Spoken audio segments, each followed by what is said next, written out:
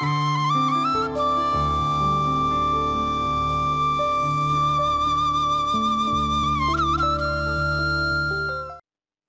TV நேயர்களுக்கு இனிய காலை வணக்கம்.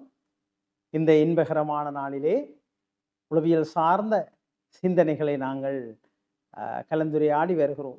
ஒரு நண்பர் கேட்டார், கோபம் வருகின்ற பொழுது பல உண்மைகள் வெளிவருகின்றன, உணர்ச்சி வசப்படுகின்றேன், இதனால எனக்கு வாழ்க்கையில சிக்கல்கள் பிரச்சனைகள் தோன்றி விடுகின்றன, என்ன சார் செய்யலாம்?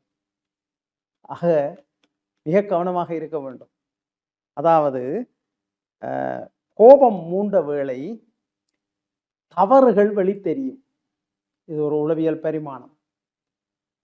அப்ப நீங்க உணர்ச்சி வசப்பட்டிருப்பீர்கள், உங்களுடைய தவறுகளும் வெளிவரும். நீங்கள் ஒருவரோடு கோபித்து அவரை பேசுகின்ற பொழுது அவர் செய்த குற்றங்களும் நீங்கள் நினைப்பீர்கள் அவர் குற்றமாக, அவையும் வெளிவரும். ஒரு மோசமான மனித முரண்பாடுகள் ஏற்படும். ஆக எதிர்பார்ப்புகள் நிறைவேறாத பொழுது, எதிர்ப்பு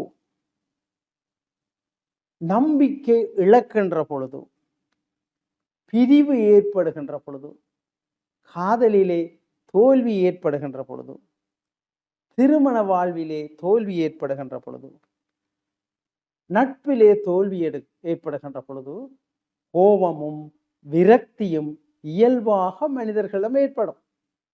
ஆக அந்த நேரத்தில் செய்து காட்டுறன் பார், உன்னை என்ன செய்கிறன் பார், சில நேரம் அது ஒரு சண்டையாக, வாய்ச்சண்டை கை சண்டையாக, இன்னும் பலவாக இன்றைக்கு எங்கட மண்ணில் இன்றும் நேற்றும் செய்திகள் வந்து கொண்டே இருக்கின்றன.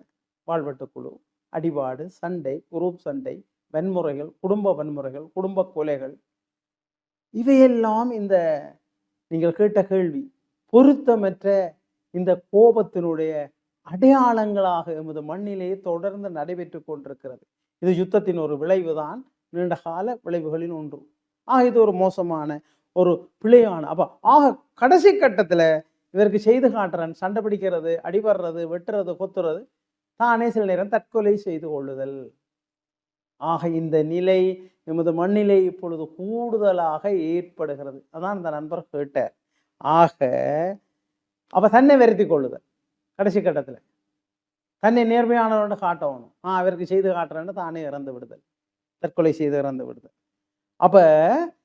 தவறு செய்தால் முதல் மன்னிப்பு கேட்கணும். நான் தவறு செய்துட்டேன், மன்னிச்சு கொள்ளுங்க. இது பாருங்க, இது உலகளாவிய ஒரு நியமம். ரைட், தவறு ஆக்கள் விடுறது தான். சரி, ஓகே, ரைட். கோபம் வரும் மனிதருக்கு அது ஒரு உணர்ச்சி பூர்வமான செயலாற்றுகை. அந்த கோபத்தை கொண்ட்ரோல் பண்ணுகின்ற ஆற்றல், ஒழுங்குபடுத்துகின்ற ஆற்றல், சமநிலை ஏற்படுத்துகின்ற ஆற்றலும் மனிதர்களிடம் உண்டு, உங்களிடமும் உண்டு. அந்த நேரம் உணர்ச்சி வசப்படுபவர்கள் கோபத்தை தணிக்கின்ற செயற்பாடுகளில் ஈடுபடணும், கொஞ்சம் பொறுமையை கடைப்பிடிக்க வேணும், கொஞ்சம் நடத்தையை மாற்றணும், ஒரு ஓடிப்போய் ஒரு கொஞ்சம் தண்ணியை குடிக்க வேணும், அந்த பிரச்சனையிலிருந்து விடுபடுவதற்கான அறிவியல் ரீதியாக சிந்திக்கணும். நீங்கள் ஒரு கோபமும் உணர்ச்சி வசப்படுற நேரத்தில் அறிவு வேலை செய்யாது, உணர்ச்சி தான் வேலை செய்யும். அதுதான் இந்த கொடூரங்கள் நடைபெறுகின்றன. இந்த கொடூரங்களிலிருந்து விலத்துவதற்கு கோபத்தை கையாளுகின்ற ஆற்றல், கோபம் பெரும் எல்லாருக்கும், அது மனித இயல்பு. அந்த ஆற்றலை நீங்கள் வளர்த்து கொள்ளணும். அந்த ஆற்றலை வளர்க்கறதுக்கு என்ன செய்யலாம்? ரைட், ஆன்மீகம், அழகியல், ஒரு வாசிப்பு, பொழுதுபோக்கு திறன்களை நல்லவையாக மாற்றுதல், இறை வழிபாட்டில் ஈடுபடுதல், சமநிலை ஆளுமை, விளையாட்டுகளில் ஈடுபடுதல். இப்போ பிள்ளைகளை நாங்கள் விளையாட்டுகளில் ஈடுபடுத்துகிறோம், பாடசாலை பிள்ளைகள்.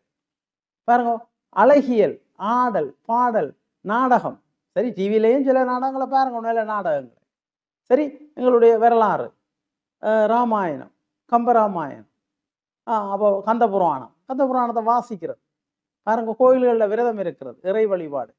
இந்த எங்களுடைய சமூக நடத்தைகள், ஆன்மீக நடத்தைகள், கல்வி நடத்தைகளை கூடுதலாக கை கொண்டோமானால் எங்களுக்கு இந்த கோபத்தை சமநிலைப்படுத்துகின்ற ஆற்றல் விரிவடையும்.